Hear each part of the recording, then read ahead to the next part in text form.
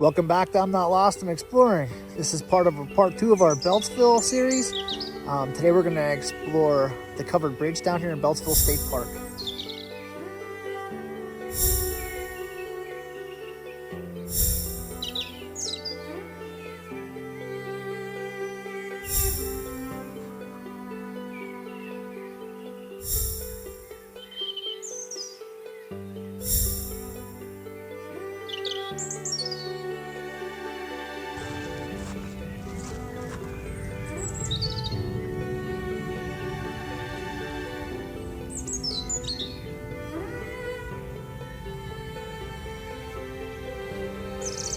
So it's kind of cool that we get to get a good close-up look at this bridge.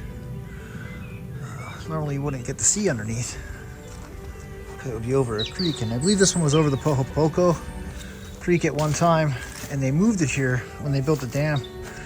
So let's take a peek at what's underneath. And this time of year we actually don't have to worry about getting bit by a rattlesnake. So this is the underside of the bridge.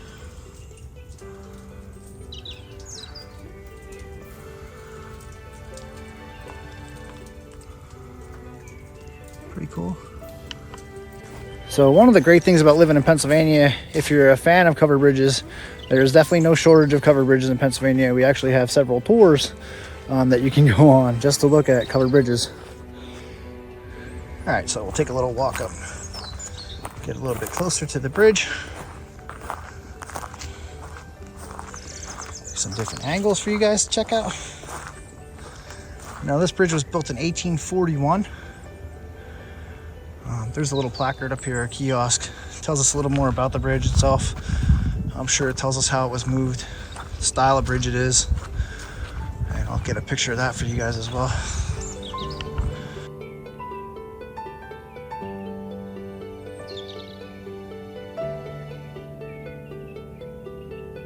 So here's that kiosk. This is a King Post Truss Bridge. It says it was developed in Europe in the 1800s. So this is the buck covered bridge. And then it tells you a little bit how trusses evolved. It tells you about the first wooden bridges, just 2 stringers, bridge tolls, and then the life of the bridge. So I'll just scan over this real quick and you guys can slow it down or pause it to read it. So again, this is the buck covered bridge. And I got a little chuckle out of this statement right here. It says, "We saw some men today mending the roads. I did not think a Pennsylvanian ever touched a road or made a bridge, for we are obliged to ride through every stream we come to. Margaret Van Horn, Dwight, 1810. And there it goes on to tell you how Pennsylvania's pioneers urgently needed bridges. High water made even the smallest streams risky crossings. Bridges and ways to build them evolved rapidly." Then it goes on to show you how some of the trusses were made. So again, this is a King Post truss. And then it tells you about the different trusses as well and how they were made. We'll check them out in just a second. There it is. The King Post truss was developed in Europe in the 1500s, supported by only short spans 35 to 70 feet long. Jacob Buck built this bridge over the Pohopoco Creek in 1841. So the bridge currently behind me was actually moved here in the 1970s. So come along with me and we'll take a walk through the bridge and we'll check it out.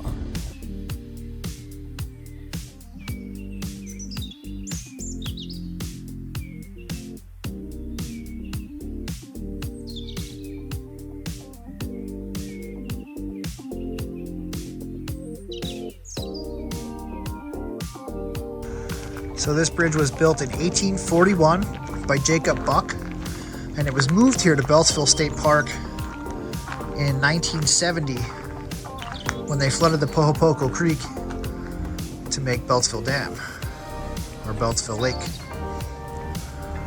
So we're gonna take a walk through and tell you a little bit about the bridge itself and some of the kind of innovations that the builder used to make this beautiful covered bridge. So the first thing you'll notice when entering the bridge is the long boards that run the length of the bridge. Those were actually added when cars began using the covered bridge. Cross beams here would have clattered too much as cars drove over them. And this is a king post truss style bridge. You'll note that by the X's to the middle. And it was only covered halfway up to allow for light to illuminate the bridge during periods of darkness.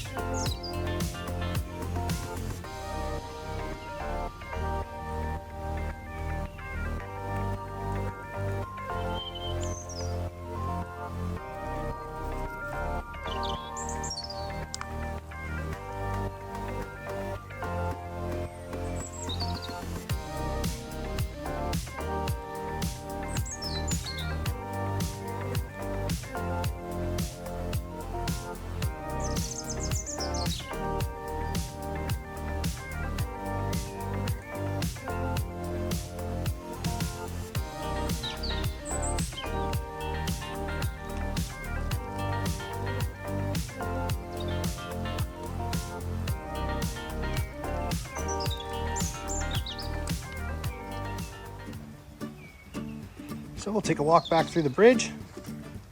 I'm not sure if you guys can hear it or not, but it has started raining here. It's a very beautiful little bridge. Looks like it could use some work or some, I don't want to say updating, but it definitely could use some new roofing. Now that being said, you can see light coming through. However, I'm not feeling any kind of raindrops falling on my head through here. So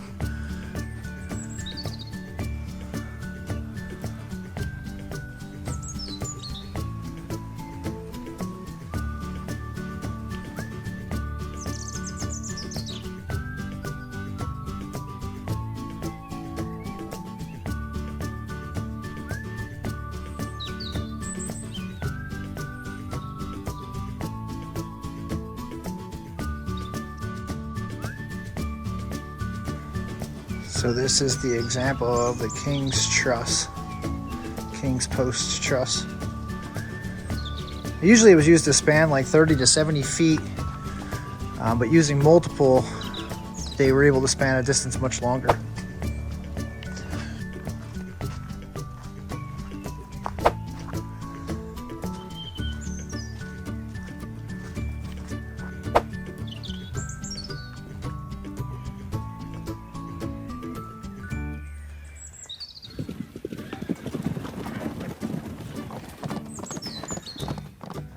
Try and just imagine the clattering that this must have made going across here in a horse and buggy. Before these long beams are put in, these long beams are just in for automobiles. Prior to that, it was just these cross beams.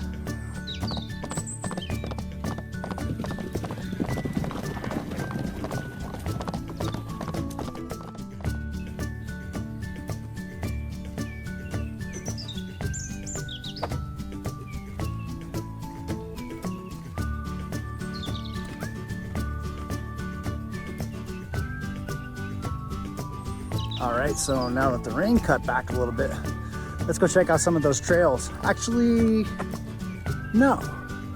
We're gonna go check out something else. You guys wanna see what it is? Wait for part 3. I'll see you guys soon.